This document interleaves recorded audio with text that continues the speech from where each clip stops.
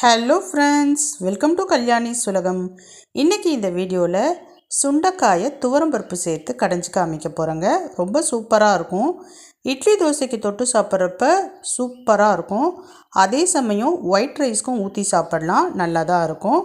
எப்படி செய்யலான்னு சொல்லிட்டு பார்க்குறதுக்கு முன்னாடி நம்ம சேனலை இன்னும் சப்ஸ்கிரைப் பண்ணாமல் பார்த்துட்டு இருந்தீங்கன்னா சப்ஸ்கிரைப் பண்ணிக்கிங்க. கூடவே இருக்கக்கூடிய பெல் ஐக்கானை ப்ரெஸ் பண்ணி அதில் ஆல் ஆப்ஷனை கிளிக் பண்ணிக்கிங்க. மறக்காமல் லைக் அண்ட் ஷேர் பண்ணுங்கள், எனக்கு சப்போர்ட் பண்ணுங்கள். இப்போ நான் ஃபஸ்ட்டு ஒரு 100 கிராம் துவரம்பருப்பு எடுத்திருக்கேங்க. இந்த 100 கிராம் துவரம்பருப்பை நல்லா தண்ணி விட்டு அலசிட்டு நல்ல தண்ணி சேர்த்து ஸ்டவ் ஆன் பண்ணி வச்சுக்கலாம். இது கூடவே கொஞ்சமாக சின்ன துண்டு பெருங்காயம் சேர்த்துக்கலாம். 7-8 பல் உரிச்ச பூண்டு சேர்த்துக்கலாம். 3 பச்சை மிளகாய் சேர்த்துக்கலாம். 2 மீடியம் சைஸ் வெங்காயத்தை நறுக்கிட்டு அதையும் இது கூட சேர்த்துக்கலாம். 2 மீடியம் சைஸ் பழுத்த தக்காளியை கட் பண்ணிவிட்டு சேர்த்துக்கலாம். இப்போ இது கூட சுண்டைக்காய் சேர்க்க போகிறேங்க. ஒரு கப்பு அளவுக்கு சுண்டைக்காய் எடுத்திருக்கேன். சுண்டைக்காயை அப்படியே சேர்க்கக்கூடாது. இதை ஒன்றும் பாதியமாக நசுக்கிட்டு ஒரு தண்ணி விட்டு லைட்டாக அலசிட்டு புழிஞ்சிட்டு அதுக்கப்புறமேட்டு தான் சேர்க்க போகிறேன். இந்த மாதிரி லைட்டாக நசுக்கிக்கிங்க. எல்லா சுண்டைக்காயையும் நான் நசுக்கிட்டு காமிக்கிறேன் பாருங்கள் உங்ககிட்ட. அதில் இருக்க சீட்லாம் லைட்டாக வெளியில் வரணும். அப்படியே சேர்த்து செஞ்சோன்னா கசக்கும். கொஞ்சம் இந்த மாதிரி ஒன்றும் பாதியமாக நசுக்கிட்டு ஒரு கிண்ணத்தில் லைட்டாக தண்ணி விட்டு அலசிட்டு புழிஞ்சிட்டு அந்த பருப்பு கூட சேர்த்துக்கலாம். தண்ணி இல்லாமல் புழிஞ்சிக்குங்க. இந்த மாதிரி புழிஞ்சிட்டு குக்கரில் சேர்த்துக்கலாம். ஒரு கப்பு அளவுக்கு எடுத்திருக்கேன், ஒரு மீடியம் சைஸ் கப்பு. ரொம்ப சுண்டைக்காயும் சேர்க்க வேணாம், அதே மாதிரி கொஞ்சமாகவும் சேர்க்க வேணாம். ஒரு மீடியம் சைஸ் கப்பு எடுத்துக்குங்க. 100 கிராம் பருப்புக்கு கரெக்டாக இருக்கும். இப்போ எல்லா சுண்டைக்காயையும் சேர்த்தாச்சு. இப்போ இது கூட ஒரு அரை ஸ்பூன் அளவுக்கு சீரகம் சேர்த்துக்கலாம். ஒரு சின்ன ஸ்பூனில் கொஞ்சமாக மஞ்சத்தூள் சேர்த்துக்கலாம். ஒரு 2 ஸ்பூன் அளவுக்கு நல்லெண்ணெய் சேர்த்துக்கலாம். இப்போ இது எல்லாமே சேர்ந்து லைட்டாக கொதிக்கட்டும்.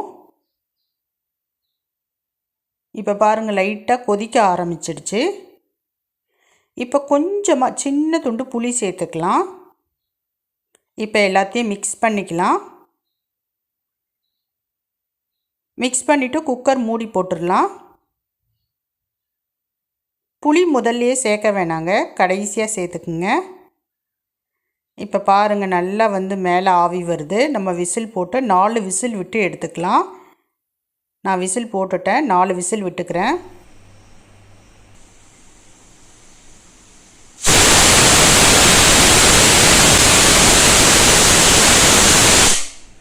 நாலு விசில் வந்தாச்சு. நான் ஆஃப் பண்ணிவிட்டு கீழே இறக்கி வச்சிடுறேன். ஒரு 10 நிமிஷம் அப்படியே விட்டுட்டேன்.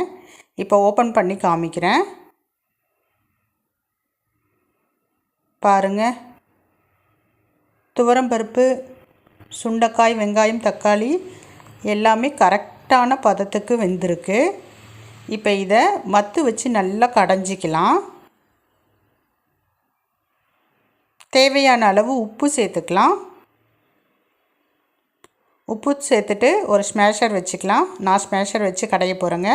நீங்கள் மத்து இருந்தாலும் சரி, இல்லை எது இருந்தாலும் சரி, நல்லா கடைஞ்சி எடுத்துக்குங்க. மிக்சியிலலாம் போடாதீங்க, நல்லா இருக்காது.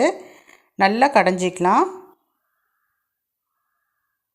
அந்த சுண்டைக்காய் அப்படியே நல்லா மசிஞ்சு வரணுங்க. அந்த அளவுக்கு மத்து வச்சு நல்லா கடைஞ்சாலுமே நல்லா பார்த்திங்கன்னா மசிஞ்சிரும். பாருங்கள், சூப்பராக ரெடி ஆயிடுச்சு. இப்போ இதை நான் ஒரு வேறு சட்டிக்கு மாற்றிக்கிறேன். உங்களுக்கு தேவைப்பட்டதுன்னா நீங்கள் தண்ணி கூட சேர்த்துக்கலாம். இப்போ கடைசியாக தாளிப்பு சேர்க்கணுங்க. கடாய் வச்சுக்கலாம், எண்ணெய் விட்டுக்கலாம். எண்ணெய் காய்ந்த பிறகு கடுகு பொரிய விட்டுக்கலாம். ஒரு 2 காய்ந்த மிளகாவை உடச்சி சேர்த்துக்கிறேங்க நான். இது கூடவே கருவேப்பிலை, கொத்தமல்லி சேர்த்துக்கலாம். இப்போ இந்த தாளித்த பொருட்களை நம்ம கடைஞ்சி வச்சுருக்கிற பருப்பு கூட சேர்த்துக்கலாம். அவ்வளோதாங்க, சூப்பரான சுண்டைக்காய் துவரம்பருப்பு கடையல் ரெடி. இட்லி தோசைக்கும் சூப்பராக இருக்கும். அதே சமயத்தில் சாப்பாட்டுக்கும் ரொம்ப அருமையாக இருக்கும். சுண்டைக்காய் ரொம்ப ரொம்ப நல்லதுங்க உடம்புக்கு. குழந்தைங்களுக்கு காரக்குழம்பு வச்சு கொடுக்கறத விட இந்த மாதிரி பருப்பு சேர்த்து கடைஞ்சி கொடுத்தோம்னா பசங்க அழகாக சாப்பிட்ருவாங்க. செஞ்சு பார்த்து எப்படி இருக்குது அப்படின்றத மறக்காமல் கமெண்ட் செக்ஷனில் சொல்லுங்கள். பாய்.